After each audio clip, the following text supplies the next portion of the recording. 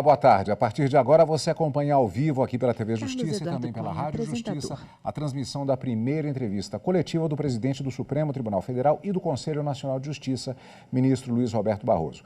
Vamos direto ao Salão Branco do Supremo, onde o presidente deve apresentar as diretrizes da sua gestão. Boa tarde, pessoal. Queria agradecer a presença de todos. Antes de passar a palavra para o presidente, queria só apresentar para vocês o novo secretário de comunicação do CNJ, porque é uma pessoa que vocês não conhecem ainda, Renan Souza. Ele está bem Quem ali. fala é a mestre Depois, de no fim da cerimônias. coletiva, vocês podem conversar com ele e trocar contatos, tá bem? Presidente. Está o púlpito à esquerda. Muito boa tarde a todos. Eu, em primeiro lugar, queria pedir desculpas O pelo presidente da atraso. STF, ministro Luiz Roberto Vi Barroso, diversos senta-se ao centro visitantes da mesa. estrangeiros para a posse e eu precisei Tem pele atendê-los branca, e essa é a cabelos razão de não ter grisalhos conseguido lisos, começar Veste pontualmente, ao contrário do terno meu azul marinho, desejo, eu camisa gosto azul sempre clara, de ser gravata muito cinza pontual. estampada. E eu tenho muito prazer de estar aqui e eu sou uma pessoa que valoriza No canto extremamente o papel direito da imprensa inferior da tela há uma numa intérprete sociedade de Libras. democrática. E toda a minha formação pessoal de vida foi acompanhando a imprensa, lendo jornais, lendo revistas, de modo que eu valorizo muito o trabalho de vocês. Os que elogiam, gosto muito, e os que criticam também, porque O ministro ninguém sorri. é suficiente em si mesmo, portanto a gente tem que ter a capacidade de ouvir os outros. De modo que eu tenho muito prazer de conversar com vocês. Eu não faço fofoca, eu não adianto o resultado de julgamento e não falo sobre a questão política do dia, digamos assim. Mas, fora isso, eu sou um parceiro do trabalho de vocês e tudo que eu possa responder, vocês podem contar comigo. Vamos lá, Mari. Apresenta a equipe. Deixa eu apresentar a equipe. Sem nenhuma conotação ideológica, na ponta direita está a Fernanda de Paula, que é minha chefe de gabinete, era minha chefe de esquerda. gabinete De quem assiste. no meu gabinete, Fernanda agora vai ser a tem chefe de pele gabinete da morena presidência. clara, Ao lado dela cabelos está o pretos Eduardo lisos, Toledo, altura vai dos ser o ombros, diretor-geral do usa camisa Supremo. Eduardo trabalhava mais Eduardo tem recentemente pele no branca, escritório do cabelos falecido grisalhos ministro lisos, a Sepúlveda óculos, Pertence, mas já foi diretor-geral terno escuro, na camisa e gestão da gravata ministra azuis Carmen claras. Lúcia e do ministro Dias Toffoli. A Aline Osório vai ser a nossa secretária-geral. A Aline já foi a minha Aline secretária-geral está à esquerda do no ministro TSE, foi a organizadora Barroso tem pele clara, do cabelos aprofundamento loiros, do lisos, programa de longos. desinformação, que teve grande sucesso no TSE, é minha Usa blusa parceira de preta. muitos anos. À minha esquerda está a juíza federal do Rio de Janeiro, Adriana Cruz. A Adriana vai ser Adriana a tem secretária-geral pele negra, do Conselho cabelos Nacional de Justiça. crespos, longos, Conheço a presos Adriana do atrás da Rio, a cabeça, Adriana estudou na UERJ. semipresos. A Adriana Usa foi camisa juíza branca. no meu gabinete e agora está de volta para minha alegria.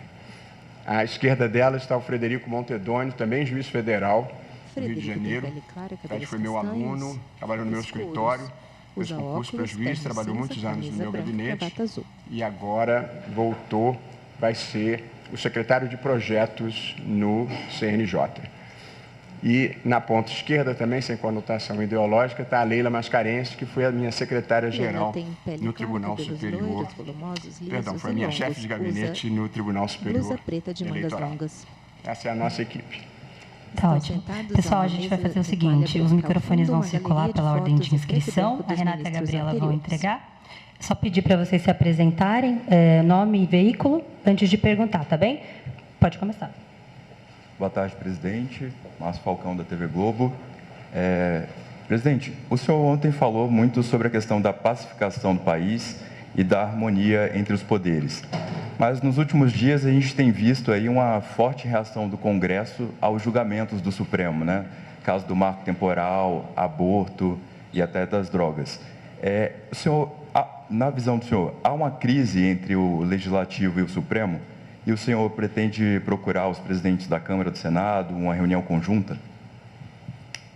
Olha, como eu disse ontem no meu discurso, a Constituição brasileira, ela cuida de muitos temas que em outras partes do mundo são temas exclusivamente da política. Mas a Constituição brasileira, além de organizar os poderes, organizar o Estado e definir direitos fundamentais, ela cuida de matérias tributárias, ela cuida de matérias de saúde, de educação, de proteção do meio ambiente, de proteção dos indígenas. Portanto, o arranjo institucional brasileiro cria algumas superposições entre atuações que poderiam ser interpretação constitucional e que poderiam ser matéria política. E, portanto, nessas superposições, eu pretendo dialogar com o Congresso de uma forma respeitosa e institucional, como deve ser. Eu, honesto e sinceramente, diria que não vejo crise. O que existe, como em qualquer democracia, é a necessidade de relações institucionais fundadas no diálogo, na boa vontade e na boa fé, e disso eu não tenho nenhuma dúvida que acontecerá. Presidente, boa tarde. Luísa, do Valor Econômico. Presidente, a minha pergunta é em relação à administração da pauta, né, que cabe à presidência, pauta do plenário presencial.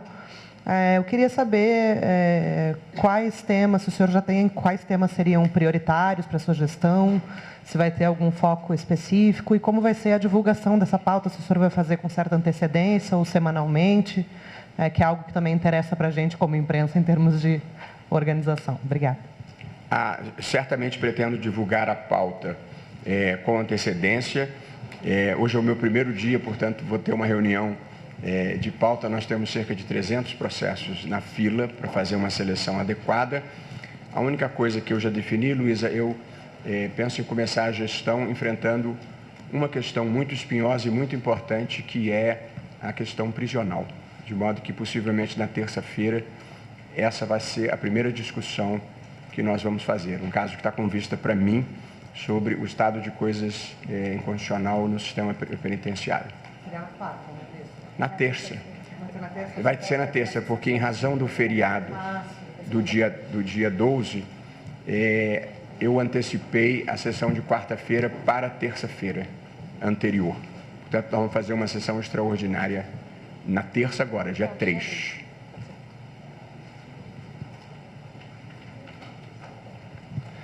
Boa tarde, ministro. Clébio, da TV Record. A gente sabe que o Supremo enfrentou nos últimos tempos, ministro, com não só 8 de janeiro os ataques às instituições, e aqui foi o local mais atacado, uma onda de fake news sobre a qual o senhor ontem se dirigiu dizendo que pretende enfrentar a desinformação, e isso leva a tudo que se discute no Brasil hoje, inclusive o PL das fake news, que não avança no Congresso. Como é que isso pode avançar por parte do Supremo? Esse tema, obviamente, em algum momento vai chegar aqui também, mas que ferramentas o senhor pretende usar para enfrentar a desinformação e tentar melhorar esse relacionamento, digamos assim, com o cidadão comum, diante de tudo que se espalha nas redes sociais e na internet? Olha, a questão do PL é evidentemente uma questão que está em tramitação no Congresso Nacional e, portanto, fora da minha atribuição, embora eu seja um defensor da regulação moderada, parcimoniosa, mas uma estrutura mínima estabelecida em lei. E acho que isso deveria se transformar num senso comum, porque não importa se alguém é liberal, progressista ou conservador, nós todos estamos de acordo que não pode ter pedofilia na rede. Nós todos estamos de acordo que não pode ter venda de armas na rede, o que não pode ter venda de drogas, o que não possa ter discurso de ódio pregando o ataque a pessoas ou a instituições. Portanto, um pouco o radicalismo que ocorreu no mundo fez com que conservadores sejam contra e liberais sejam a favor, quando eu acho que há um meio termo muito razoável em relação ao qual todos nós possamos estar de acordo e que possa se materializar no PL. Tem um outro ponto no debate público, e eu participo desse debate público, tive um evento na Unesco sobre esse assunto, em Colômbia sobre esse assunto, é a questão do compartilhamento de receitas. E eu também sou a favor do compartilhamento de receitas, porque eu considero o que aconteceu no mundo, e os senhores bem saberão, com a revolução digital e a ascensão das plataformas digitais, boa parte da publicidade migrou dos meios de comunicação tradicionais para os meios digitais. Porém, a crise no modelo de negócios na imprensa tradicional é uma preocupação democrática, porque a imprensa, embora privada, ela não é só um interesse privado, há um interesse público na atuação da imprensa, que é criar um universo de fatos comuns sobre os quais as pessoas formam as suas opiniões. Portanto, idealmente, num Estado democrático, você tem veículos plurais que informam os fatos e, a partir dos fatos, as pessoas formam as suas opiniões, como deve ser a vida. O que um pouco aconteceu no mundo das plataformas digitais foi uma certa tribalização da vida. E, portanto, os algoritmos direcionam para cada tribo só as informações que correspondem às expectativas e interesses daquela tribo, de modo que você cria mundos apartados que não dialogam entre si. E acho que esse é um problema que nós temos que enfrentar, que é ter um universo de fato comuns, ou de fatos comuns, a partir dos quais as pessoas formam as suas opiniões. Então, houve aumento de desmatamento na Amazônia. A partir daí, a pessoa pode ter a opinião que quiser, mas não pode negar que ocorreu esse fato. Há uma guerra na Ucrânia e há um invasor nessa guerra. A partir daí, a pessoa pode ter a opinião que quiser. Portanto, eu acho que o compartilhamento de receitas é importante, porque as plataformas digitais, elas circulam a informação, mas elas não produzem conteúdo. De modo que eu acho que é simplesmente uma questão de justiça chegar a uma harmonia. Portanto, ponto número 1, nós temos que regular para impedir conteúdos inaceitáveis socialmente. Acho que nós temos que regular para tratar dessa questão do compartilhamento de receitas. Acho que é preciso regular para enfrentar os comportamentos coordenados inautênticos que ocorrem quando se amplifica artificialmente por meios automatizados uma desinformação, e isso é grave. Portanto, quando você tem bots ou perfis falsos ou provocadores que amplificam uma notícia falsa ou para atender a um interesse político ou para afogar a notícia verdadeira que eles não querem que apareça. Por que os comportamentos coordenados inautênticos são um problema? Porque se alguém colocar na sua rede social que querosene é bom para a Covid-19 e essa informação atingir os seus 20 seguidores, nós temos um problema, mas é um problema limitado. Mas se essa informação for amplificada para milhares de pessoas, nós temos um problema de saúde pública. Portanto, é preciso enfrentar também os comportamentos inautênticos coordenados, que é a amplificação artificial da desinformação. E isso é fácil e é o ideal, porque você não precisa nem ir ao conteúdo, basta você monitorar se uma informação está sendo amplificada fora da capacidade humana de amplificação. E, por fim, Clébio, o que eu acredito mesmo é que, paralelamente a algum grau de repressão, não muito grande, nós precisamos de educação midiática nessa matéria. Nós precisamos informar as pessoas que elas não devem repassar informação cuja procedência desconhecem ou cuja autenticidade não puderam confirmar. Porque boa parte da desinformação, quem repassa são pessoas inocentes que recebem aquilo e passam adiante sem nenhum tipo de avaliação crítica. Na minha primeira juventude, eu já estou na terceira, nós vimos placas nas ruas que diziam não jogue lixo na rua. E víamos placas nas estradas que diziam não jogue lixo nas estradas. As pessoas precisavam ser educadas a não terem um tipo de comportamento que era socialmente indesejável. De modo que eu acho que nós temos que investir também em educação midiática. Quando nós estávamos no TSE, nós fizemos uma campanha com o Átila Yamarino de conscientização sobre isso, de modo que eu acredito muito em educação e, portanto, nós vamos investir energia em conscientizar as pessoas sobre o problema que é a desinformação. De modo que eu acho que precisamos, sim, de uma legislação, mas precisamos, sobretudo, de educação midiática para a sociedade. Boa tarde, ministro. Mariana Muniz, do Globo. Tudo bem? Ministro, a gente, enfim, viu que a ministra Rosa Weber está se aposentando, né? Hoje saiu a portaria da aposentadoria dela. E as notícias que nós temos é de que os favoritos, né, a ocupar a vaga da ministra Rosa são homens, né? Enfim, se cogitam 3 homens, são os mais falados. Então, eu queria saber do senhor, ministro, como é que o senhor avalia essa falta de representatividade das mulheres na Corte Superior do Brasil, né, na Corte Suprema? Como é que o senhor encara isso, né, o fato de que temos aí a possibilidade clara de ter apenas uma mulher entre os 11 ministros, né, e quais medidas o senhor estuda adotar para combater essa desigualdade de gênero que a gente tem aqui no Brasil e no Poder Judiciário? Olha, a nomeação de ministro do Supremo Tribunal Federal é uma prerrogativa do presidente da República com a participação do Senado Federal.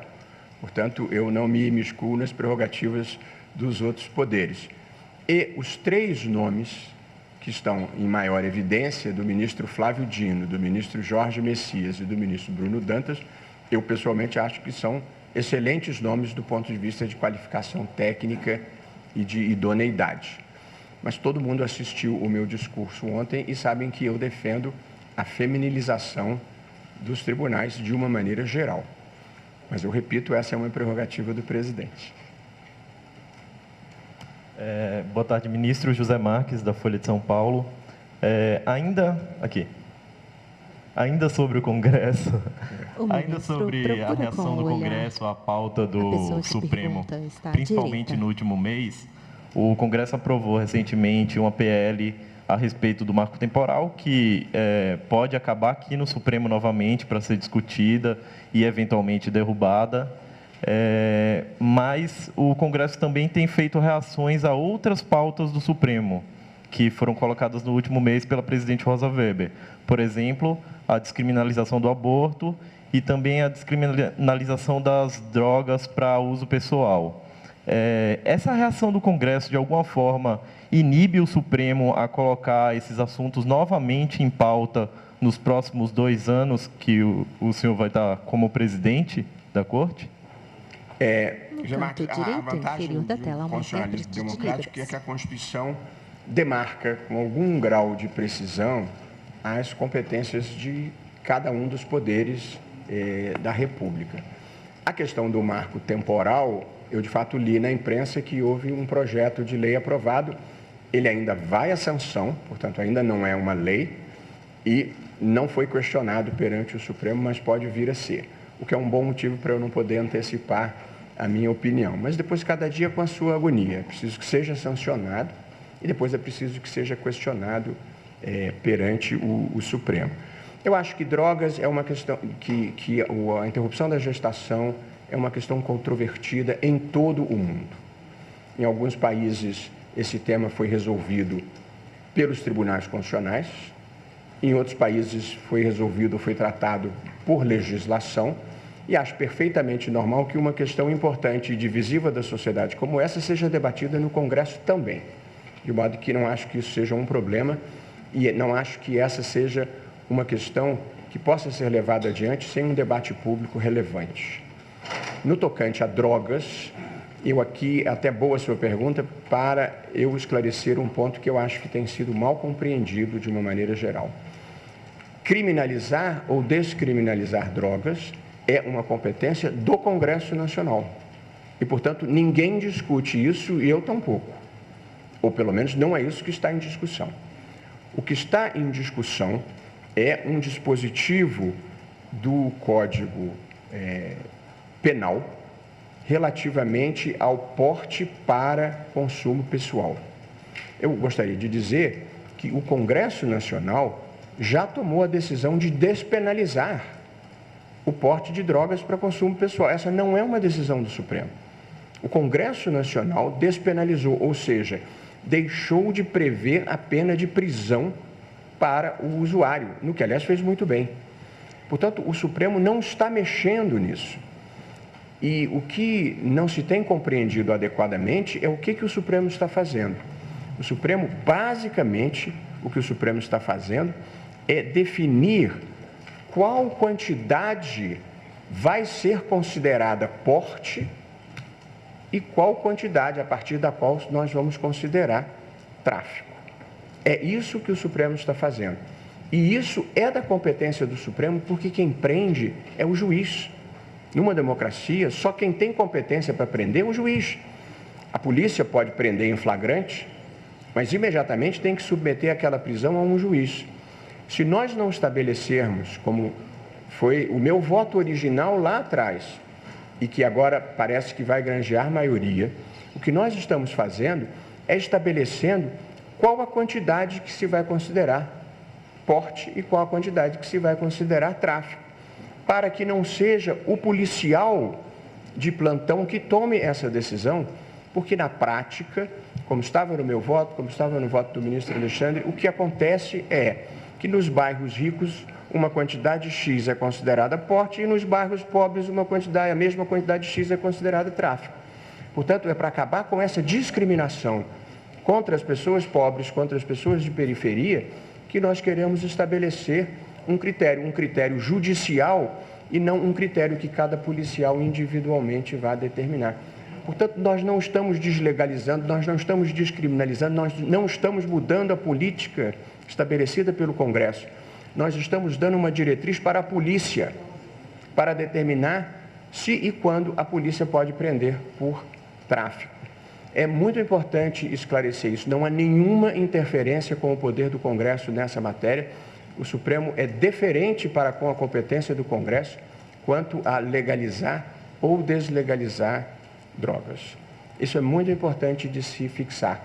Dito isso, eu acho que o país precisa de um debate importante sobre a política de drogas, porque ela é a responsável pelo hiperencarceramento de jovens pobres, primários e de bons antecedentes no Brasil. Por que eu acho que essa é uma política que precisa ser discutida derrotando superstições e preconceitos? Ela tem que ser discutida seja por quem acha que deve reprimir, seja por quem acha que deve legalizar em alguma medida. Por quê? Porque o que a gente está fazendo não está dando certo. O tráfico domina parcelas importantes do Estado brasileiro e a política que se tem praticado é essa de prender menino pobre de periferia por pequenas quantidades de drogas. Qual é a consequência dessa política? Você coloca esse jovem no sistema penitenciário, logo que ele entra, tragicamente, ele tem que se filiar a uma facção, porque isso é uma questão de sobrevivência para ele. Ele vai ficar preso 1, 2, 3 anos, vai sair pior do que entrou. A vaga que ele ocupou custou dinheiro e a vaga que ele ocupava no tráfico foi substituída no dia que ele foi preso. Tem um exército de reserva para ocupar esse lugar. Portanto, é uma política que não serve para nada, destrói vidas, custa caro e não produz nenhum abalo no tráfico. Portanto, nós precisamos repensar essa política. Quem acha que deve reprimir, a política tem que ser monitorar o dinheiro, monitorar os grandes carregamentos e policiar a fronteira. Prender menino pobre de periferia é uma política que não está funcionando. E no Brasil, diferentemente dos países do hemisfério norte, onde a grande preocupação é o usuário, eu também me preocupo com o usuário, mas a minha maior preocupação é o poder que o tráfico exerce sobre as comunidades pobres no Brasil. Essa talvez seja uma das maiores violações de direitos humanos que há no Brasil. Uma família pobre, honesta, que viva num bairro de comunidade, num bairro de pessoas mais modestas, tem imensa dificuldade de criar o filho numa cultura de honestidade, porque é uma área dominada pelo tráfico que coopta ou intimida aqueles jovens. Esse é que é o problema que nós precisamos enfrentar no Brasil, que é muito mais grave e trágico do que propriamente o dos usuários. Portanto, nós temos que debater se alguma coisa não está funcionando, é preciso discutir. Numa democracia, nenhum tema deve ser tratado como tabu. Boa tarde, presidente. Boa tarde aos integrantes da mesa também, que é o Lucas Mendes, da CNN. Minha pergunta é sobre o 8 de janeiro. Recentemente, a Corte condenou os primeiros 3 réus. Outro grupo está sendo julgado no plenário virtual. Eu queria saber se há algum planejamento, alguma decisão sobre como serão julgados os cerca de 220 réus do núcleo dos executores, né, diante, por exemplo, da contestação das defesas e da própria OAB com relação ao formato do plenário virtual, se há já no curto prazo uma definição sobre isso. Lucas, a escolha pelo plenário virtual é do relator. Se o relator pedir para a votação se dar em plenário virtual, o caso é colocado em plenário virtual. Ele só sairá do plenário virtual se algum dos ministros pedir destaque para que seja julgado em plenário físico.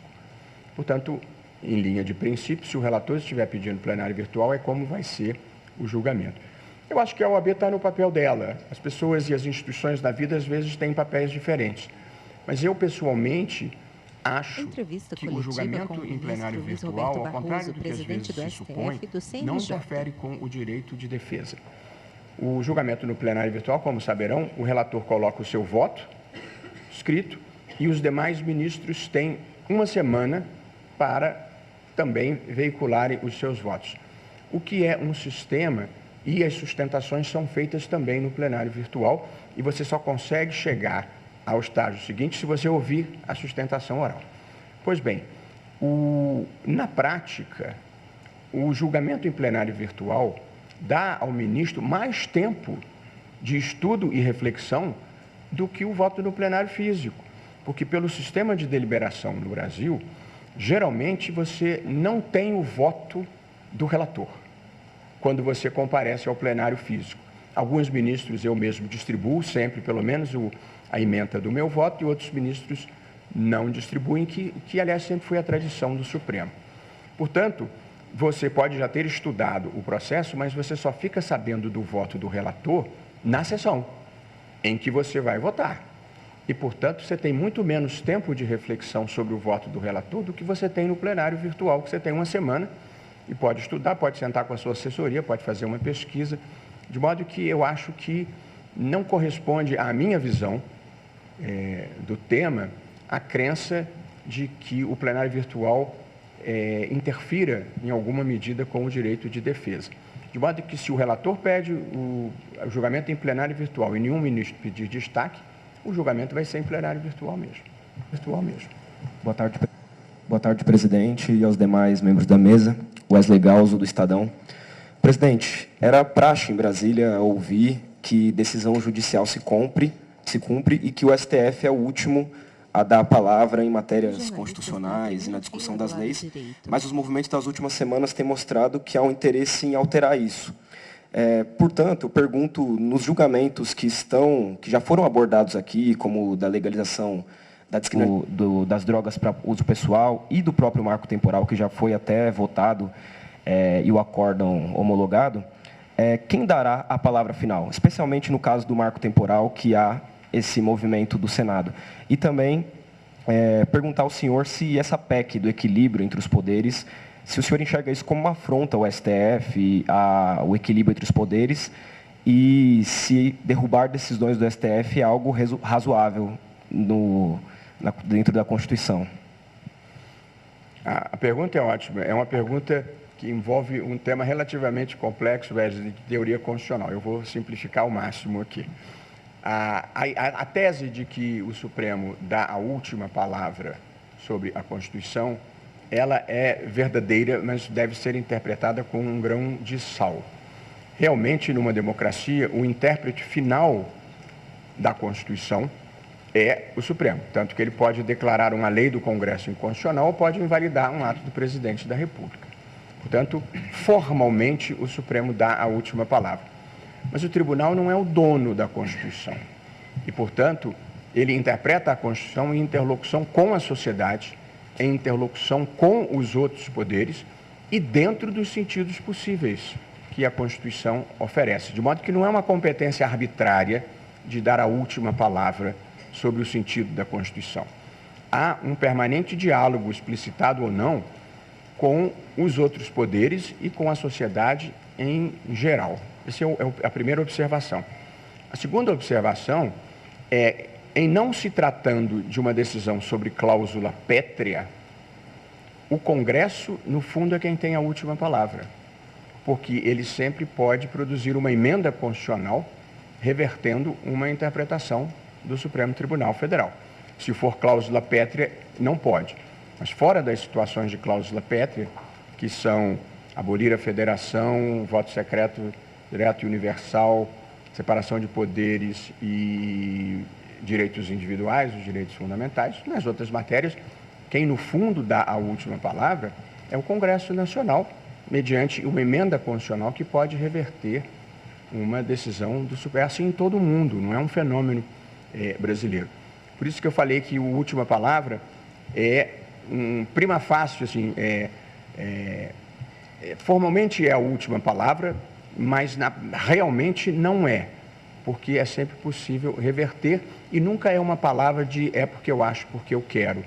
Porque numa democracia, a legitimidade de um tribunal, a autoridade de um tribunal decorre também da sua capacidade de estar em sintonia com a sociedade.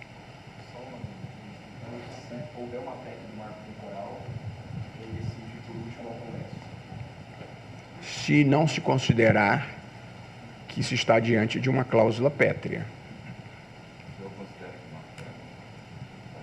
Márcio, você está aqui há muito tempo para saber que eu não posso responder essa pergunta. Agora, quanto à PEC do equilíbrio, acho que esse é um debate que o Congresso está fazendo. Veja, numa democracia, política é gênero de primeira necessidade. O Congresso pode debater todas as questões que a ele pareça próprio debater. Eu não vejo problema na discussão. E detalhe, essa previsão de superação de decisão do Supremo já existiu no direito constitucional brasileiro. Estava na Constituição do Estado Novo da ditadura de Vargas de 1937. Boa tarde, ministro. Aqui sou Édio, do jornal O Tempo de Minas Gerais. Eu queria entender do senhor se, nesses 2 anos do seu mandato na presidência, se, depois de ter pedido o destaque da descriminalização do aborto, se há espaço para esse tipo de discussão, para o julgamento desse caso no plenário. E se o senhor acredita que temas polêmicos podem sim ser decididos aqui e não necessariamente sempre só passando pelo Congresso. Olha, essa é uma ação que foi proposta perante o Supremo Tribunal Federal. No direito constitucional brasileiro, não existe a possibilidade de o Supremo dizer eu não quero julgar essa matéria porque ela é muito difícil. Portanto, tudo que chega aqui no Supremo precisa em algum momento ser julgado. Como vai ser julgado é outra questão. Mas o direito brasileiro não tem a possibilidade, como tem, por exemplo, no direito americano, dizer essa questão ainda não está madura para ser debatida. Portanto, o julgamento, naturalmente, ele tem que ocorrer. O timing cabe à presidência determinar. Mas, apenas para deixar claro, o Supremo não pode dizer não quero decidir esse assunto não, porque vai me trazer muita chateação.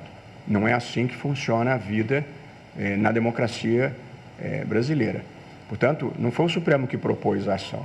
A ação foi proposta por um dos partidos políticos que, pela Constituição, tem direito de propositura. E, portanto, se chegou aqui, a gente tem que julgar. Como vai ser julgado o mérito é um outro debate. A ministra Rosa Weber fez uma ampla audiência pública. Na minha visão, esse é um assunto que talvez ainda não esteja maduro o debate, é preciso...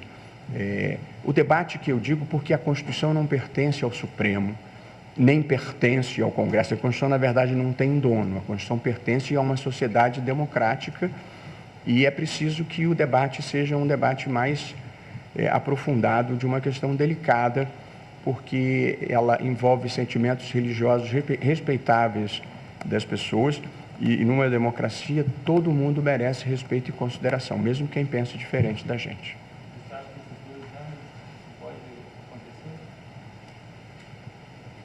Pode.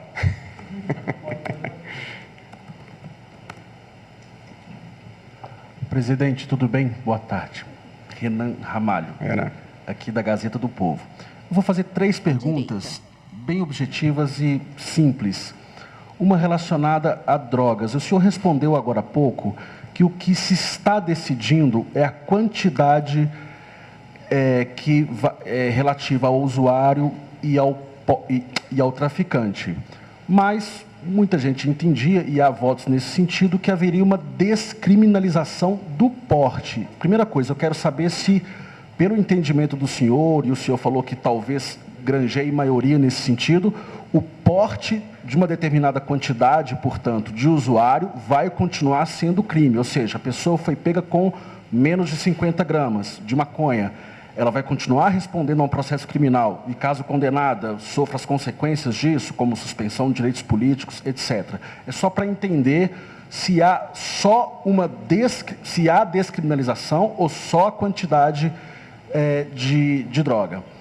A segunda questão, ontem, no seu discurso, eu achei interessante uma parte em que o senhor disse que defende a segurança jurídica, especialmente na questão da economia, né? O senhor bem disse que a Constituição nossa é abrangente, ela contempla regulação do sistema tributário, do sistema econômico, e o que a gente está vendo desde o início do ano é um descrédito muito grande em relação ao Brasil e uma desconfiança de que a responsabilidade fiscal pode estar comprometida. Ninguém mais acredita que vai haver déficit zero no ano que vem. Eu bem me lembro também que o senhor já disse muitas vezes aqui no plenário, em discussões acadêmicas, que responsabilidade fiscal não é uma questão de direita, não é uma questão de esquerda, é um compromisso que o Brasil deve ter para uma economia saudável. E a gente sabe que aqui no Supremo há muitas ações que podem mexer no caixa do governo. O FGTS é uma delas, correção do FGTS, questões previdenciárias, questões fiscais. Eu quero saber se o senhor tem em mente esse compromisso, pelo menos daqui da parte do Supremo, de estabelecer uma agenda de julgamentos, de votações que sinalizem para essa importância da responsabilidade fiscal. A gente está vendo um governo que perdeu a confiança do mercado e um Congresso que tem uma pulsão de gastadora, né, com emendas parlamentares, com fundos eleitorais, e a reforma tributária agora também sob risco de aumentar muito a arrecadação e mesmo assim comprometer a responsabilidade fiscal. Um terceiro ponto, o senhor falou também de pacificação. O meu colega aqui já perguntou em relação ao julgamento no plenário virtual das ações do 8 de janeiro, o senhor bem disse também sobre a regulação das redes sociais. Mas, nos últimos anos, a gente viu uma insatisfação, não só em relação ao Supremo, mas ao TSE, num tema que eu acho que é muito caro para o senhor, da liberdade de expressão. O Supremo tomou decisões consideradas muito drásticas pela própria comunidade jurídica, como suspensão de contas e perfis, que impede a pessoa de publicar novas coisas a partir de uma publicação considerada ilícita. A gente viu também desmonetização de alguns canais. No TSE, a gente chegou a ver suspensão da divulgação de um documentário. Eu quero saber se, em algumas questões como essas, isso pode vir ao plenário do Supremo.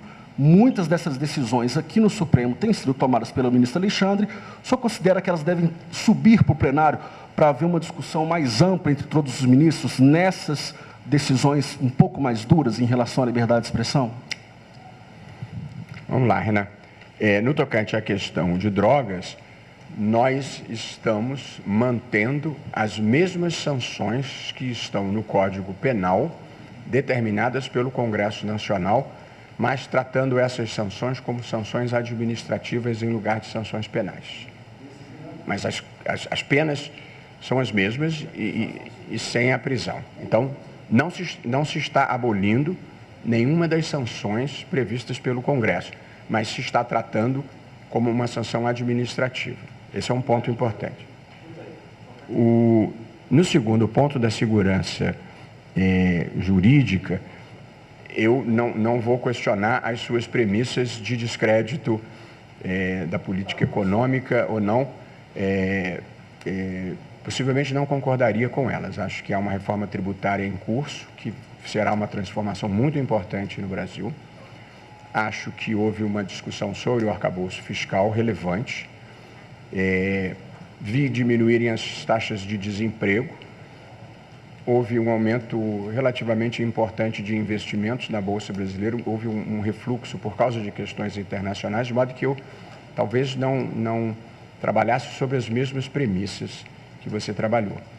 Porém, eu acho, já verbalizei isso, que responsabilidade fiscal realmente não tem ideologia, é uma premissa importante das economias saudáveis e continuo a achar isso. A questão que você pergunta especificamente do FGTS, que é a única que eu posso falar, porque eu já votei, é preciso evitar o horror econômico, por certo, mas é preciso também evitar o horror jurídico. E, portanto, a mim me pareceu, naquela ocasião, que remunerar a poupança do trabalhador, que o garante em caso de demissão, ou uma poupança para ele retirar no final da sua vida, remunerar essa poupança, a menos do que se remunera a caderneta de poupança, que é a pior rentabilidade do mercado. sendo que no FGTS a liquidez é ainda menor, era injusto. E, portanto, o argumento que se contrapunha a isso é que esse dinheiro é utilizado para projetos habitacionais de famílias de baixa renda, o que é uma destinação muito importante. Mas talvez se devesse tirar esse dinheiro de outro lugar e não da poupança do trabalhador. Esse foi o meu voto e eu continuo mantendo a minha posição. Portanto, a responsabilidade fiscal é muito importante, nós devemos persegui-la, mas não ao custo da injustiça. Marta Ferreira, da TV Justiça. Boa tarde a todos. Presidente, ontem o senhor falou no discurso sobre os 3 eixos da sua gestão. Eu queria que o senhor explicasse para a gente quais são esses 3 eixos, por favor. Os 3 eixos da gestão, nós tentamos fazer, de ontem para hoje, para distribuir uma cartilhazinha com essas ideias. Mas um dos mandamentos do advogado pega uma publicação diz sobre que a o mesa. tempo trabalha... perdão. É isso, me lembra, Tereza? O tempo se vinga, Marta, das coisas que se fazem sem a sua colaboração. Então, eu acho que ela precisava de uma revisão um pouquinho melhor, não deu tempo de distribuir hoje ainda. Mas eu imagino que até o dia 3 a gente possa ter uma cartilha com um detalhamento desses 3 eixos. Mas eles basicamente são conteúdo, comunicação e relacionamento. Conteúdo significa melhorar a eficiência da justiça, sobretudo no tocante à celeridade dos processos. A justiça brasileira tem alguns gargalos, não vou entrar aqui em tecnicalidades para aborrecer os senhores, mas o maior gargalo da justiça brasileira, do Poder Judiciário brasileiro, chama-se execução fiscal, que é a cobrança da dívida fiscal, da dívida pública em relação a particulares, e nós temos algumas ideias para agilizar esse problema, que é responsável por quase 40% do congestionamento da justiça brasileira. Nós temos uma grande sobrecarga nos juizados especiais federais de ações contra o INSS e, portanto, nós temos que melhorar não só a eficiência da justiça, mas tentar trabalhar com o próprio INSS para encontrar caminhos para diminuir essa litigiosidade. Nós temos essa política que já foi iniciada, felizmente, com o meu apoio, pela ministra Rosa Weber, de feminilização dos tribunais. A ministra Rosa conseguiu aprovar, com a habilidade dela, com o talento dela, o início dessa paridade nas promoções por merecimento nos tribunais. Foi um movimento muito importante, que eu mesmo defendia de algum tempo. No eixo comunicação, um pouco o que eu estou fazendo aqui hoje, com todos os riscos de exposição pública que oferece, é ter um diálogo aberto, franco e explicar para as pessoas o que a gente faz, por que a gente faz. Há alguns casos, Marta, de decisões do Supremo especialmente mal divulgadas, e aí acho que às vezes é uma falha nossa, a linguagem jurídica às vezes é técnica, às vezes é obscura, e ela é compreendida de forma imperfeita por quem vai transmitir essas notícias. Nós estamos organizando aqui, Mari, Aline, eu, todos nós, para, ao final de cada julgamento importante, nós fazermos uma informação à sociedade, explicando em linguagem simples exatamente o que foi decidido. Depois eu tenho um exemplo que eu queria dar de uma decisão importante do Supremo que foi difundida de uma maneira errada. A gente não consegue consertar a percepção pública sobre essa matéria. Portanto, o segundo eixo é comunicação. Conseguirmos explicar para a sociedade com mais clareza o que a gente faz e por que a gente faz. As pessoas podem discordar, porque a gente decide as questões mais divisivas da sociedade. Vai ter sempre alguém discordando do que a gente faz. Mas, evidentemente, discordar depois de entender, porque quando você discorda sem entender, a interlocução fica complicada. E, por fim, o relacionamento, que está associado à minha ideia de pacificação. Uma coisa que aconteceu no Brasil nos últimos tempos é que as pessoas que pensam de maneira diferente já não conseguem mais conversar sem se insultarem, sem procurar desqualificar o outro. Essa crença de que quem pensa diferente de mim só pode ser um cretino completo a serviço de alguma causa escusa, o que evidentemente não é a melhor maneira de se viver a vida. E, portanto, a pacificação significa as pessoas poderem voltar a conversar sem se ofenderem, sem se insultarem, colocando os seus argumentos na mesa. Sei lá, vamos pegar um exemplo. Não vou dar exemplo não, porque é um perigo. Mas, sim, há políticas públicas, juros. Vou pegar uma que está... Então, há uma visão. A taxa de juros elevada protege contra o aumento da inflação. A inflação penaliza imensamente as pessoas mais pobres e, portanto, é uma boa política pública. Uma visão. A outra visão. Uma taxa de juros muito elevada dificulta o investimento. Isso atrapalha a retomada da economia e, portanto, nós precisamos crescer para distribuir renda e os juros altos atrapalham. Eu falei duas visões de mundo diferentes, não estou nem dizendo qual que eu acho correta. Mas esses são argumentos que você coloca na mesa e debate. Não é preciso insultar o outro, nem desqualificar o outro para fazer esse debate. Portanto, no eixo relacionamento, eu gostaria de ir conversar com a Confederação Nacional da Agricultura, de ir conversar com a Confederação Nacional dos Trabalhadores na Agricultura, gostaria de conversar com o agronegócio, gostaria de conversar com os ambientalistas. Um país democrático que tem uma Constituição tem os seus consensos básicos na Constituição. E, portanto, pelo menos em torno deles, nós temos que ser capazes de construir uma agenda comum. Eu, como não tenho nenhuma aspiração política e como esses temas estão tratados na Constituição, me sinto legitimado a fazer esse tipo de conversa, porque essas conversas impactam a maneira como o próprio tribunal decide essas matérias.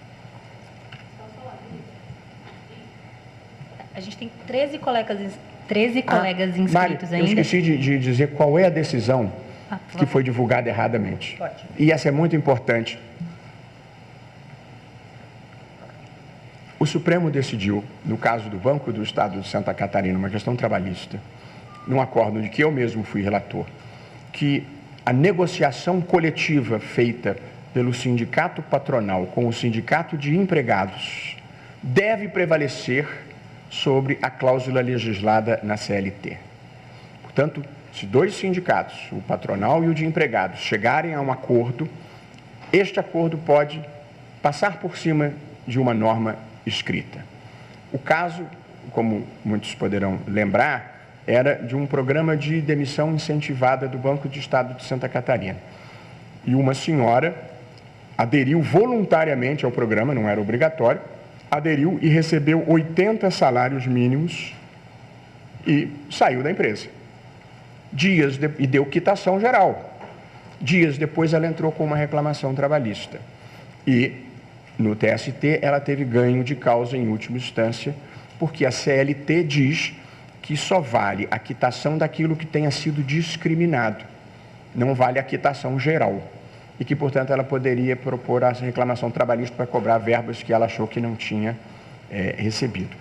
A posição que eu defendi e que prevaleceu é que esse entendimento desmoralizaria a figura do programa de demissão incentivada, porque você faz um programa de demissão incentivada para não ter mais o problema trabalhista. Se você faz o programa e depois tem uma reclamação trabalhista, esse instrumento, que é bom para o trabalhador, ficaria desmoralizado. Prevaleceu por 10-0, a ministra Rosa não pôde votar porque estava impedida, porque tinha participado do julgamento do TST. Pois bem, então o Supremo disse, negociado pelo sindicato, prevalece sobre o legislado. Nós valorizamos a negociação coletiva. Depois, sobreveio a reforma trabalhista do governo Temer.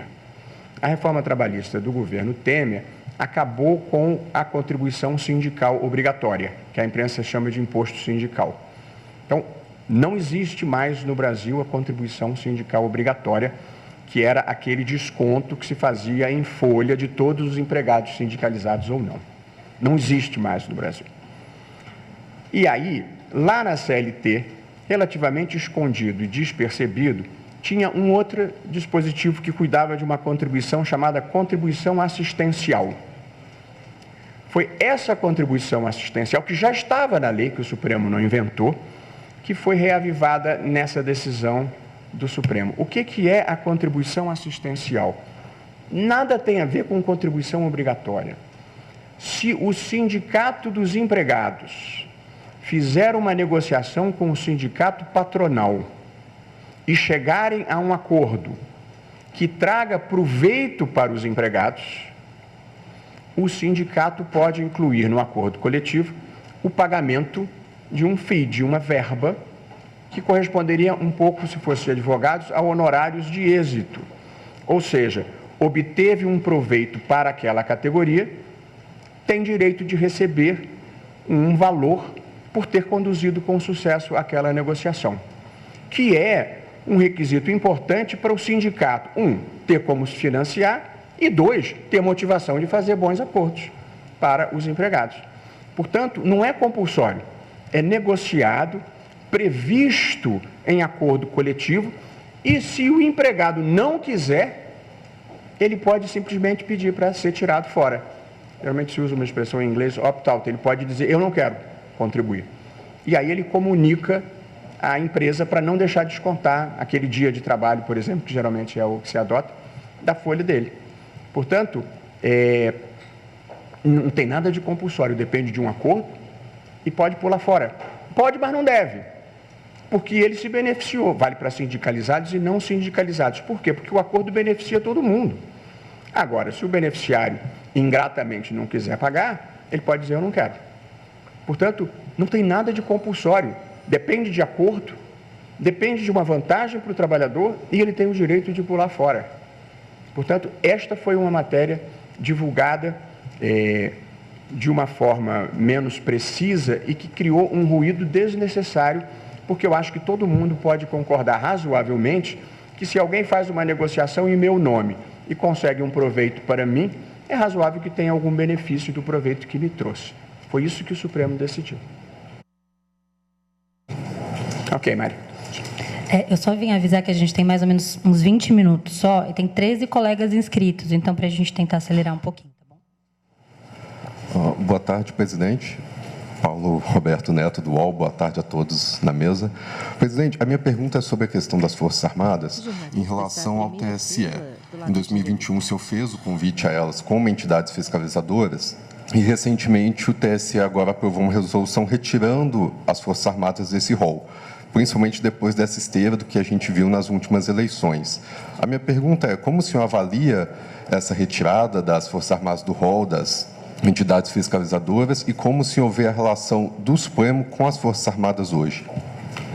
Primeiro, quanto à retirada como entidade fiscalizadora. Essa também foi uma matéria, Paulo, divulgada com algum grau de imprecisão, caiu na minha conta, mas como no final tudo acabou bem, nem foi preciso esclarecer demais.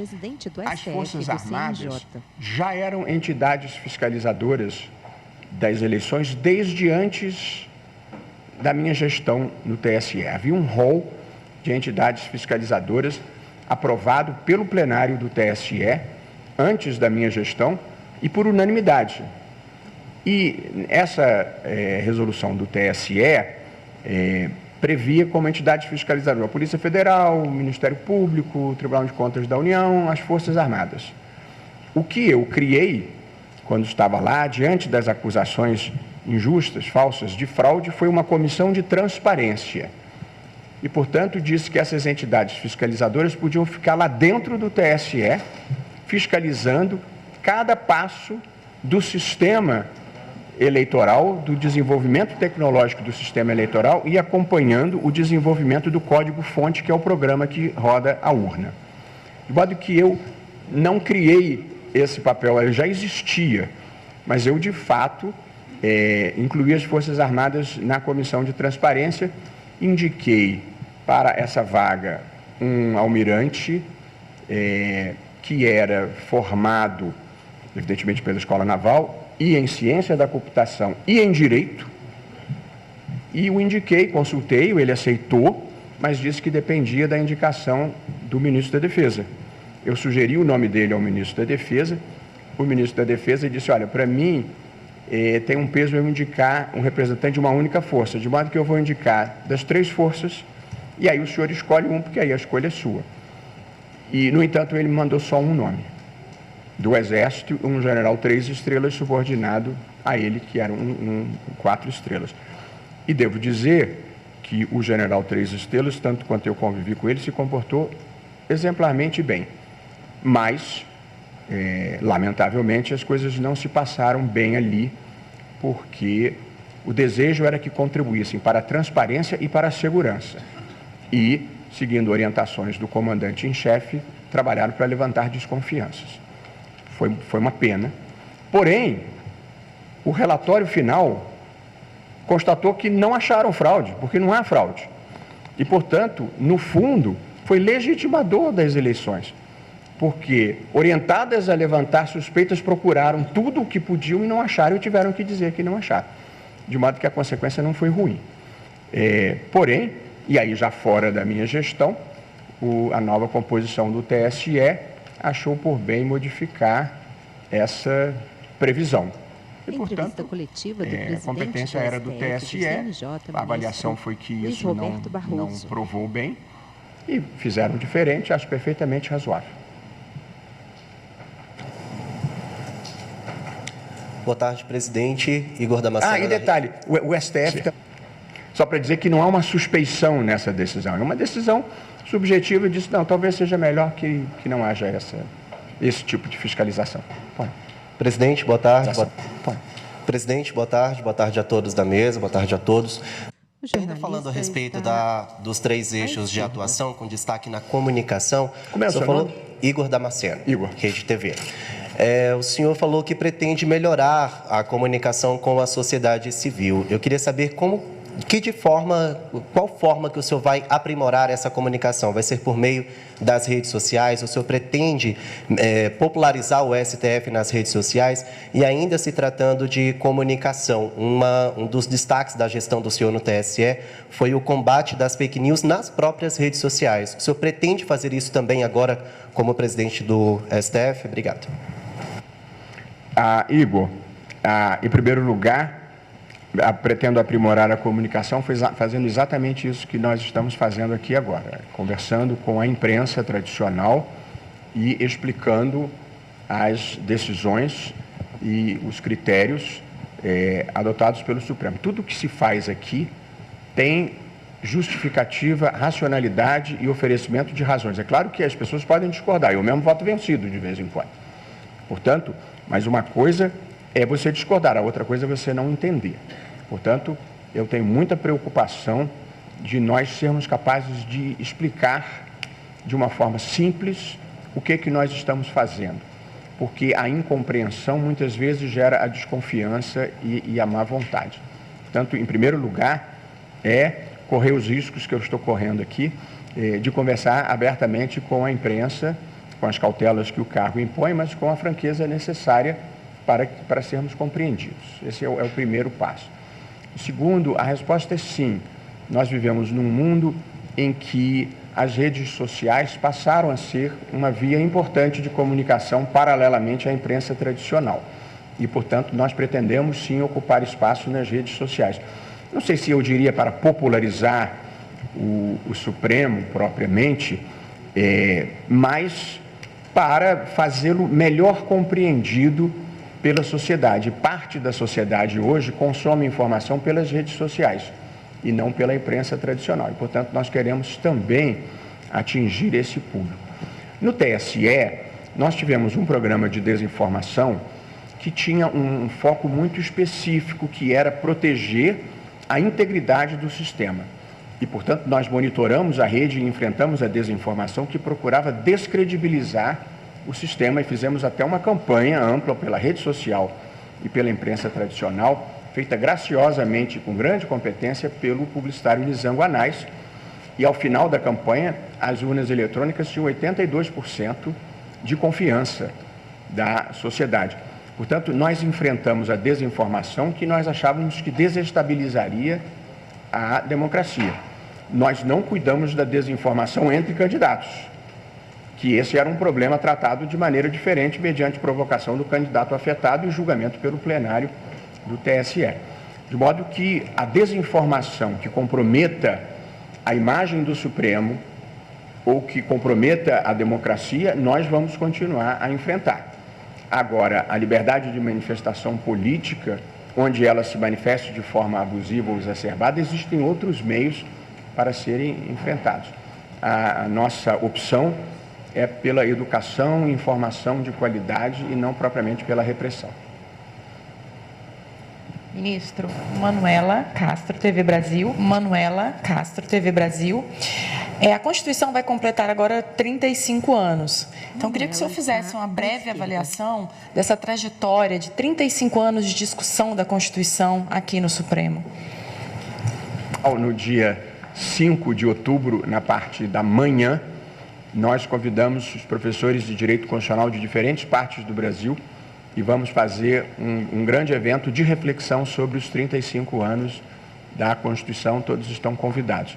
E na parte da tarde, nós vamos fazer uma sessão solene do Supremo. A primeira parte da sessão vai ser sobre os 35 anos da Constituição. Eu convidei o presidente Lula, que possivelmente não poderá comparecer em razão da cirurgia a que se submeteu, mas certamente vai indicar um representante. Convidei pessoalmente o presidente do Senado, Rodrigo Pacheco, e o presidente da Câmara, Arthur Lira, e o procurador-geral da República possivelmente ainda não estará indicado, ou pelo menos ainda não sabatinado e confirmado, então ainda temos que ver exatamente isso. E o presidente da OAB. E, portanto, uma sessão, e eu mesmo, viu? E uma sessão solene de reflexão e de celebração sobre os 35 anos da Constituição, com uma surpresa bem bacana, como tipo a da Betânia ontem. E, portanto, vai haver uma avaliação, eu diria, institucional desses representantes. A minha avaliação, Manuela, é extremamente positiva. Nós tivemos, nesses 35 anos, o maior período de estabilidade institucional da vida brasileira, que venceu momentos de sobressaltos nos últimos tempos, que em outros países levaram a consequências mais graves, como aconteceu na Hungria, como aconteceu na Turquia, como aconteceu na Polônia, como aconteceu na Venezuela, como aconteceu na Nicarágua, não aconteceu no Brasil. Então, a resiliência das instituições brasileiras foi posta à prova e prevaleceu. Então, houve estabilidade institucional. Nós conquistamos estabilidade monetária nesses 35 anos, desde o Plano Real. O ministro Gilmar lembrou disso ontem no discurso dele. Vocês são todos muito jovens. Vai me acontecendo uma coisa terrível na vida. Eu passo a ser o mais antigo em todos os ambientes que eu frequento. A sensação é terrível. Mas eu vivi os sucessivos planos econômicos fracassados da vida brasileira. Plano Cruzado 1, Plano Cruzado 2, Plano Collor 1, Plano Collor 2, antes o Plano Verão.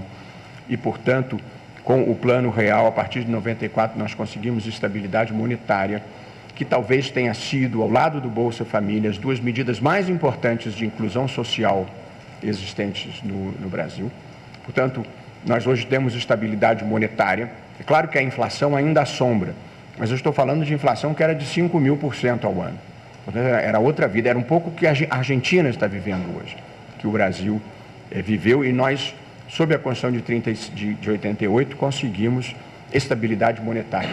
Não é pouco, estabilidade institucional, estabilidade monetária, e tivemos uma expressiva inclusão social sob a Constituição de 88. É verdade que, infelizmente, nos últimos anos de recessão econômica e baixo crescimento, houve um pouco de reversão nessa inclusão social. Mesmo assim, o Brasil bateu as metas dos objetivos do milênio em relação ao enfrentamento à pobreza, de modo que os anteriores, não esses do Objetivo de Desenvolvimento Sustentável do milênio, esses começaram em 2015 e ainda estão em curso, mas os que iam até 2015, o Brasil bateu todas as metas.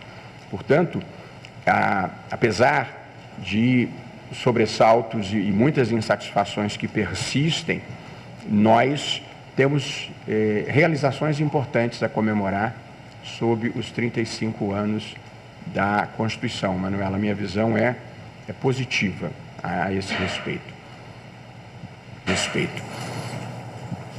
Ministro, boa tarde a todos. Soane Guerreiro, do SBT. Seu nome? Soane Guerreiro, do SBT. Anne. Obrigada. Soane. Sim, já tivemos juntos, tá? Isso, ministro. Primeiramente, sucesso na sua gestão. E tenho duas perguntinhas. Uma, se o senhor ainda considera, em relação a esse ponto da comunicação com a população, aquela nota explicativa ou, de repente, uma explicação do próprio relator de forma, né, mais acessível para as pessoas. Esse é um primeiro ponto. E o outro ponto é se a questão das decisões monocráticas, se isso também deve ser motivo de alguma conversa com os demais ministros para evitar, de repente, talvez esse mecanismo em situações, em temas que envolvam aí uma grande divisão, né, da população. Olha, já estamos trabalhando na diagramação. A partir do dia 3, nós já vamos ter informação. Hoje foi decidido isso. Ou, eventualmente, se não tiver sido decidido, se os votos proferidos foram nessa linha, para que a informação saia tão precisa quanto possível. Então, nós vamos ter a assessoria de comunicação social com a Mari e um assessor redigindo em linguagem de gente o que tenha sido decidido. Então, a resposta é sim. A sua pergunta, nós tivemos um avanço importante de uma posição que eu mesmo defendi durante muito tempo e tinha propostas formais nesse sentido, de que toda decisão em ação direta, a cautelar tem que ir automaticamente para o plenário virtual para ratificação. Isso finalmente foi aprovada, a mudança regimental, junto com o retorno da vista em 90 dias, no máximo. São duas alterações muito importantes que eu penso que, como eu destaquei ontem, que com muita habilidade a ministra Rosa conseguiu aprovar, embora as propostas já estivessem aí há muito tempo. Agora, a condução de inquéritos é monocrática do relator, pelo regimento, pela legislação e pelo regimento interno. Portanto, essas decisões, elas, a menos que haja uma mudança legislativa, elas são decisões monocráticas, não por abuso de poder individual, mas por determinação legal. E, portanto, nessas de condução de inquéritos, sobretudo, não é, nesse momento, não está em debate essa alteração. Ministro, aqui. Boa tarde, ministro. Boa tarde, colegas da imprensa, mesa. Parabéns pela posse ontem. O timing é perfeito, porque a minha pergunta é exatamente... Meu nome é Arthur, eu sou repórter do Jota. Minha pergunta vai exatamente no sentido das mudanças regimentais. O senhor elogiou ontem as mudanças que a gestão da ministra Rosa Weber conseguiu aprovar. Eu gostaria de saber se o senhor vê espaço para novas alterações desse gênero e, se sim, quais seriam elas? Há uma possível alteração a ser debatida, que é a volta das ações penais para as turmas. Porque as ações penais, elas tomam muito tempo do plenário. E o plenário, no geral, deve ser reservado para as ações de impacto coletivo, portanto, para os casos de repercussão geral e para as ações diretas, mais do que para as discussões individuais. As discussões de casos individuais geralmente ficam nas turmas, que são os mandados de segurança, as reclamações, os habeas corpus, e, portanto, há essa ideia de retomar o debate da volta das ações penais para as turmas, para agilizar os processos. Desde que as ações penais passaram para o plenário, nós conseguimos julgar muito poucas, porque o plenário tem outras prioridades verdadeiramente, e há riscos de prescrição e punição que se faz muitos anos depois do delito, acaba não produzindo o efeito de prevenção geral que se deseja. Portanto, essa é uma mudança à vista. Há uma outra que está em debate para ser amadurecido. Às vezes os julgamentos retardam muito por causa de embargos de declaração e por causa de agravos regimentais. Eu cogitaria de levar a conversa com os colegas, mas isso, a da ida das ações penais para as turmas, é um debate que já vem sendo amadurecido. Esse que eu vou falar agora ainda não, mas é só uma ideia, de fixar prazos também para julgamento dos embargos de declaração, que são aqueles recursos questionando omissões ou obscuridades nos julgamentos e que, no mais das vezes, não sempre, mas muito frequentemente, são apenas procrastinatórios. E, então, talvez uma ideia de fixar prazos, porque às vezes os embargos de declaração voltam meses ou anos depois do julgamento e isso produz um resultado ruim. Essa é uma cogitação, vale para embargo de declaração, vale para agravo interno, que é muitas vezes, o recurso contra uma decisão monocrática relativamente óbvia, já reproduzindo jurisprudência que mesmo assim retarda a finalização dos processos. Acho que são duas medidas que poderiam agilizar a baixa dos processos, o que eu considero importante, e vou levar essas ideias para conversar com os colegas. Perdão? Todos os embargos. Tem um tipo de embargos importantes que são os embargos para fins de modulação. Às vezes, se a decisão original não resolve o problema da modulação, o que é o problema da modulação? Às vezes você decide uma matéria alguns anos depois dos fatos. E se você fizer retroagir esta decisão, você produz um impacto que pode ser socialmente negativo. Então, nesses casos, você diz a decisão vai valer só daqui para frente. É essa que é a modulação. Às vezes a decisão já traz a solução para esse problema, às vezes ela não traz, e aí a parte por embargos de declaração diz, se prevalecer essa regra retroativamente, eu vou ter que demitir 1.000 funcionários. E aí o Supremo vai pesar se é melhor demitir os 1.000 funcionários ou se há um interesse social em mantê-los, para dar um exemplo. Oi, ministro, aqui do seu lado direito, por favor. Boa tarde. André Anelli, Jovem Pan.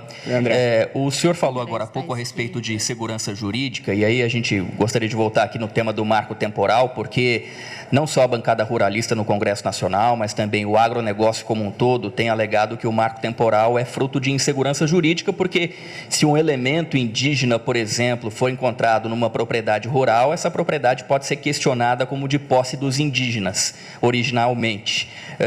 Como é que o Supremo Tribunal pretende garantir segurança jurídica para esses trabalhadores, proprietários de terra que se dizem em insegurança jurídica por conta da decisão do Supremo em relação ao marco temporal? Obrigado. André,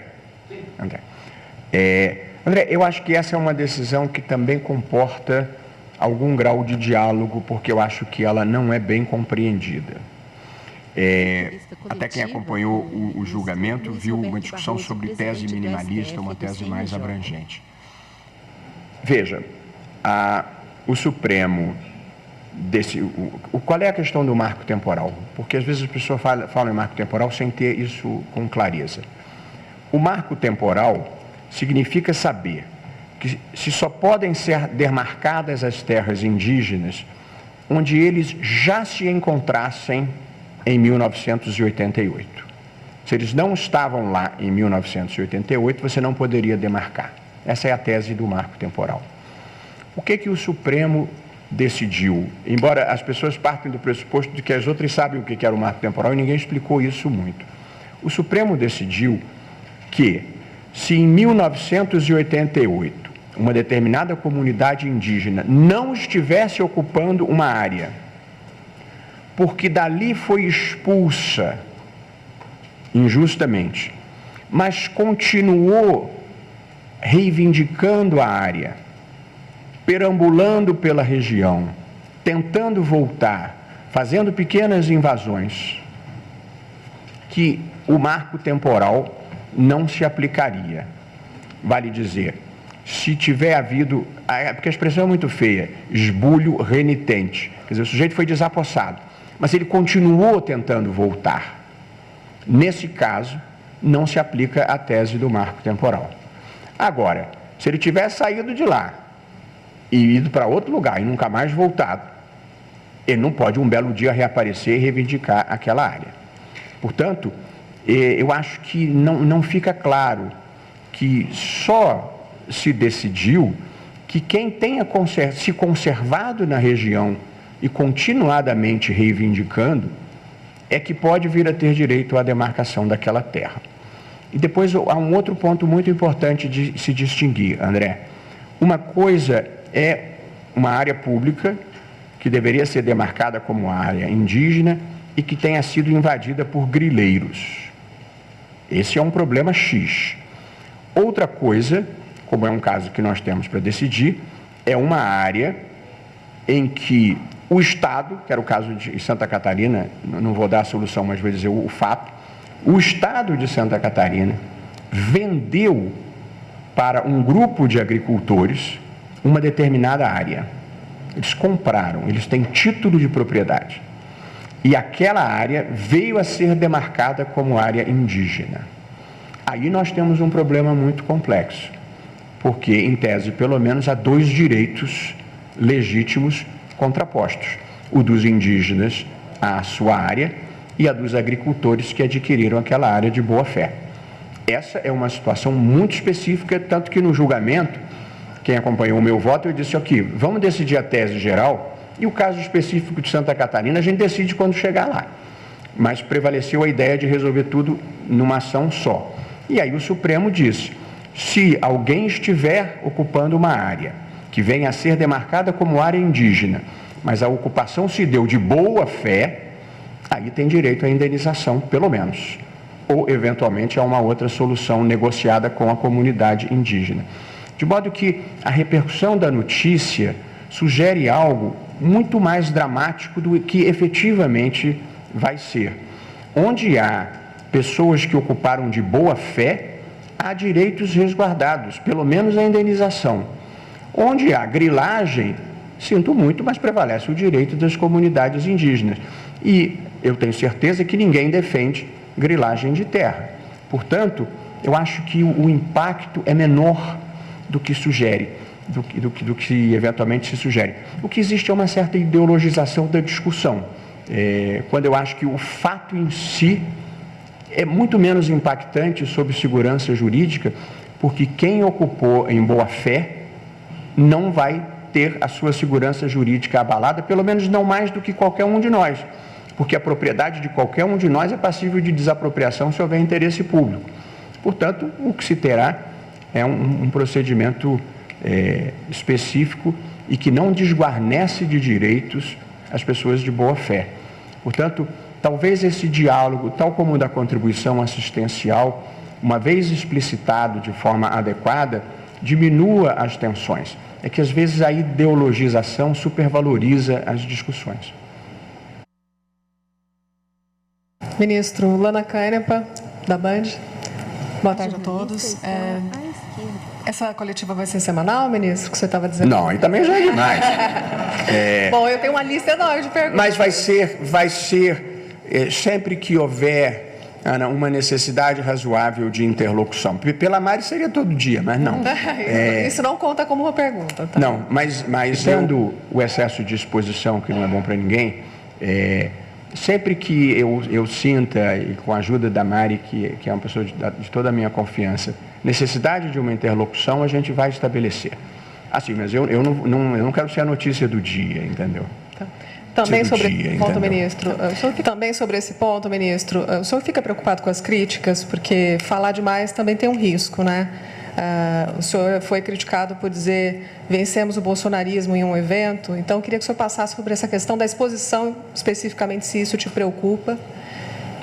O ponto número 2, o senhor pretende na pauta, ao compor a pauta do plenário do Supremo Tribunal Federal, levar em consideração o que não esbarra com o Congresso Nacional? Isso vai passar pela tua decisão também para propor, por exemplo, Marco Civil da Internet, PL das fake news. Também é o caminho da pacificação, se afastar das pautas que esbarram no Congresso, se isso está no seu radar. E, já que o senhor disse que não ficou claro, realmente não ficou claro, a contribuição sindical, quando o trabalhador não quiser pagar, como vai ser na prática? O senhor já deu uma explicação pontual, mas na prática, como vai funcionar o trabalhador que se recusa? Ana... Desculpa, Lana. Lana, desculpe, Lana. Primeiro, eu ontem falei isso, assim, quando você cumpre a missão da sua vida, nem elogio nem crítica desviam você da direção que você escolheu, de modo que eu lido bem com as duas coisas. E queria dizer que esses dois eventos que você se referiu não foi conversando com jornalistas. Conversando com jornalistas, eu felizmente nunca tive problema. Eu espero que o quadro de radicalização, agressividade e desrespeito que levaram a essas duas manifestações que você falou, não se reproduzam mais. Quando eu falo em pacificação, de modo que as duas frases que você se referiu, do perdeu Mané e essa do derrotamos o extremismo, na verdade, foram frases em momentos de grande agressividade, radicalização, xingamentos, ofensas, que geralmente não são o melhor contexto. Geralmente, nesses contextos, as pessoas não se apresentam na sua melhor versão. Mas eu considero que essas são exceções. Agressões a ministros, como aconteceu com um colega nosso. Esse é um quadro que nunca existiu no Brasil. Lana, eu viajo para o Rio quase toda semana para dar aula. Eu sempre viajei sozinho. E as pessoas ou tiravam fotografia, ou abraçavam, ou beijavam, ou quem não concordava, simplesmente permanecer como estava, podia fazer uma caretinha. Essa coisa da agressividade é muito recente na vida brasileira. E eu tenho muita esperança de que isso reflua e que não se reproduzam esses contextos que levaram a essas duas frases, que não são declarações numa conversa civilizada, mas reações a ataques muito agressivos que nós passamos a estar sujeitos e com a exposição pública que a gente tem. Tanto que o fato tenha ocorrido. E no caso do Congresso da UNE, eu usei uma palavra quando queria ter usado outra. E, portanto, a minha crítica era ao extremismo e não às milhões de pessoas que votaram no ex-presidente com todo o direito de terem votado no ex-presidente. Pessoal, Lana, veja, o Supremo, como eu falei antes, tem um caso para decidir, que é um caso envolvendo responsabilidade civil ou não de uma plataforma digital por publicação de terceiro ofensiva a uma pessoa. E aí houve uma condenação por danos. E o Supremo tem que decidir se a plataforma é ou não responsável por conteúdo veiculado por terceiros. Essa questão é uma questão jurídica, é uma questão judicializada. Se tiver lei, o Supremo vai decidi-la de acordo com o que o Congresso determinar. E se não tiver lei, o Supremo também tem que decidir. E, portanto, não é invasão da esfera do Congresso. O Congresso tem preferência nessa matéria. Só que o fato de o Congresso ainda não ter legislado não retira o dever do Supremo de julgar a causa. Foi o que aconteceu com uniões homoafetivas. E você tem... O que eram as uniões homoafetivas? A homossexualidade é um fato da vida, as uniões homoafetivas existiam e você precisava ter que determinar. Tem direito à sucessão? Tem direito à pensão alimentícia? Se o companheiro tiver que tirar licença de saúde, o outro também pode tirar licença, isso vale para as uniões homoafetivas. Havia uma série de questões que precisavam ser decididas. À falta de lei, o Supremo disse: vou aplicar às uniões homoafetivas a mesma regra que vale para as uniões estáveis convencionais. Portanto, o Supremo, o Judiciário em geral, não tem a faculdade de decidir ou não decidir. De modo que, quando há lei, tanto melhor, e se não houver lei, tem que decidir também. Não há essa superposição, em rigor. Pessoal, em razão do horário, a gente vai precisar encerrar. Tem 7 colegas que estavam inscritos, que são do Poder 360, Correio Brasiliense, CBN, Agência Mover, Itatiaia, Revista Oeste, TV Gazeta. Se ficou alguma dúvida, pode falar comigo, eu me comprometo a levar para o presidente, a gente tenta esclarecer depois, tá bom? Muito obrigada.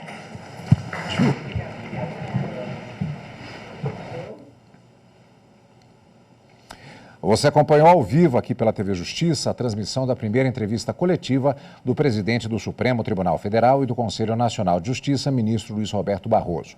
Ele fez a apresentação das diretrizes da sua gestão.